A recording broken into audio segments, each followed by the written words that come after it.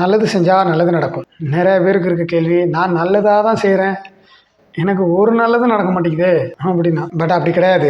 நம்மளை நிறைய நல்ல விஷயங்கள் இருக்கு, நல்ல உறவுகள் இருக்கு. அப்படிலாம் பொசுக்கணும் எனக்கு கடவுள் எந்த நல்லதுமே கொடுக்கல அப்படின்னு சொல்லிட முடியாது. சேம் டைம் பட் நான் எக்ஸ்பெக்ட் பண்ணதெல்லாம் கிடைக்கல, நான் நல்லதா பண்றேன், பட் நான் எக்ஸ்பெக்ட் பண்ண நல்லது எனக்கு வரல அப்படின்றவர் தான் எல்லாருக்குள்ளயும் இருக்கும். இது ஹியூமன் நேச்சர் தான். பட் ஆனா நல்லது செஞ்சா தாயா நல்லது நடக்கும்ன்றது 100% உண்மை. 100% உண்மைன்னு எப்படிப்பா சொல்ற, என்னால நம்ப முடியல அப்படின்னா, நான் சொல்லி ஒரு நாலேஜா உங்க மைண்ட்ல போய் உட்கார வைக்க முடியும். ஒரு அறிவா உங்க மைண்ட்ல நான் சொல்லி புரிய வைக்க முடியுமே தவிர, நான் சொல்லி உங்களுக்கு பிலீவ்னஸ் வர வைக்க முடியாது. அது ஒவ்வொருத்தருக்கும் பிலீவ்னஸ் வரணும் அப்படின்னா அவங்க லைஃபோ அல்லது சுத்தி இருக்கவங்க லைஃபையோ டீப்பா நோட் பண்ணி, ரொம்ப மைனூட்டா நோட் பண்ணி, யார் நல்லது செய்யறா அவங்களுக்கு என்ன நடக்குது, யார் கெட்டது செய்யறா அவங்களுக்கு என்ன நடக்குது, ஸோ இதான் வாழ்க்கையா அப்படின்னு அவங்கவுங்க ரொம்ப டீப்பா நோட் பண்ணி புரிஞ்சுக்கிட்டாதான் அது நம்பிக்கையா மாறும். நான் சொல்லி உங்களுக்கு நாலேஜா தான் உட்காரும். ஃபார் எக்ஸாம்பிள், ஒரு எலக்ட்ரிஷியன் ஒரு வீட்டில் அந்த வீட்டுக்காரர்கிட்ட, சார் இந்த சுவிட்ச் போட்டால் அந்த லைட் எரியும் சார், அந்த சுவிட்ச் போட்டால் அந்த லைட் எரியும் சார், இப்படி தான் சொல்லுவார். இதே வீட்டுக்காரு அந்த எலக்ட்ரிஷியன்ட்ட,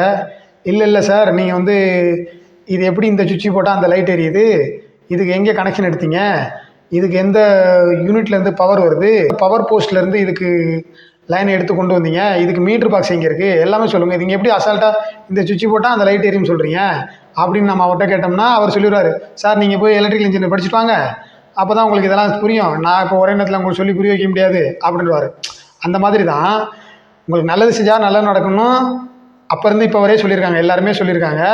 அதை நம்ம கண்ணை மூடிட்டு நம்பி செய்கிறவங்க செய்யலாம். இல்லை கண்ணை மூடிட்டுலாம் என்னால் யார் சொல்கிறதையும் கேட்க முடியாது, எனக்கு ஒரு ப்ரூஃப் வேணும், எனக்கு சும்மா சொல்கிறத பிளாங்கை நான் என்னால் நம்ப முடியாது அப்படின்னா என்ன பண்ணணும் அப்படின்னா, இந்த யூனிவர்ஸ் லாவை படிக்கணும், இந்த பிரபஞ்சம் எப்படி வேலை செய்யுதுன்னு புரிஞ்சுக்கணும், ஈர்ப்பு விதின்னு ஒன்று இருக்குது அதை தெரிஞ்சுக்கணும். இதெல்லாம் படிச்சுக்கிட்டா நல்லது செஞ்சால் எப்படி நல்லது நடக்குன்றது ரொம்ப ஈஸியாக தெரிஞ்சுக்கலாம். அதை விட்டுட்டு ஒருத்தவங்க சொல்லி ஒரு நாலேஜாக போய் உங்கள் மைண்டில் உட்காந்துச்சுன்னா அது பிலீவ்னஸாக மாறாது. இப்போ நல்லது செஞ்சால் நல்லது நடக்கும் அப்படிங்கிறதுக்கு ஒரு எக்ஸாம்பிள், மகாபாரதத்தில் கர்ணன் உயிருக்கு போராடுற நிலைமையிலையும் அவரோட உயிரை எடுக்க முடியாது, கிருஷ்ணன் இறைவனே நினைச்சாலும் அந்த அவரோட உயிரை எடுக்க முடியாது.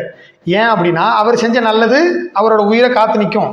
இறைவன் பிச்சை கேட்பாரு, ஐயா சாமி உன்கிட்ட நான் ஒரு பிச்சை கேட்குறேன் அப்படின்னு கர்ணன் கேட்கும்போது கர்ணன் சொல்லுவார், நானே எல்லாத்தையும் எழுந்துட்டு சாப்பிட்ற நிலைமை இருக்கு, என்கிட்ட நீ என்ன பிச்சை கேட்குற அப்படின்னு சொல்லி கேட்குறப்ப அவர் இல்லை நீ செஞ்ச தர்மம், நீ செஞ்ச நல்லதெல்லாம் உன் உயிர்க்க விடாமல் காத்து நிற்குது, அதனால நீனே பிச்சை கொடுத்துருவோம் உயிரை அப்படின்னு சொல்லுவார். அந்த அளவுக்கு நம்ம செய்கிற நல்லது நம்மளை காத்து நிற்கும். சித்தர் சிவவாகியர் என்ன சொல்கிறாரு, ஓடிவிட்ட பிச்சையும் உகந்து செய்த தர்மமும் சாடி விட்ட குதிரை போல் நிற்கும்னு சொல்கிறாரு.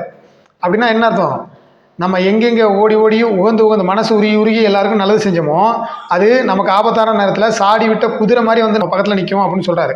இப்போ இப்படிலாம் சொல்லிட்டாங்க அப்படிங்கிறதுக்காக நம்ம அப்படியே நம்பிட்டோமா என்ன? 100%. மகாபாரதத்தில் சொன்னது நமக்கு ஒரு கதையாக நம்ம மைண்டில் பெரும்பாலானோருக்கு இருக்குது. அதே மாதிரி சிவவாக்கியர் சித்தர் சொன்னது ஒரு சித்தர் பாடலாக நம்ம மைண்டில் இருக்குது. நம்ம நம்ப மாட்டோம், அதை நம்ம மைண்ட் நம்பாது. நம்ம எப்போ ரியலைஸ் பண்ணுறோமோ அப்போ தான் நம்ம மைண்ட் நம்புவோம். எப்படி ரியலைஸ் பண்ணோம்னா, ரொம்ப மைனூட்டாக எல்லாத்தையும் நோட் பண்ணால் நமக்கே புரிய வரும் எல்லாமே, அப்போ தான் நம்ம மைண்டு நம்பும். அதனால நம்ம கண்ணு முன்னாடி நடக்கிறது எல்லாத்தையும் ரொம்ப மைனூட்டாக நோட் பண்ணுங்க, உங்களுக்கே தெரியும் நல்லது செஞ்சால் நல்லது தான் நடக்குது அப்படின்னு.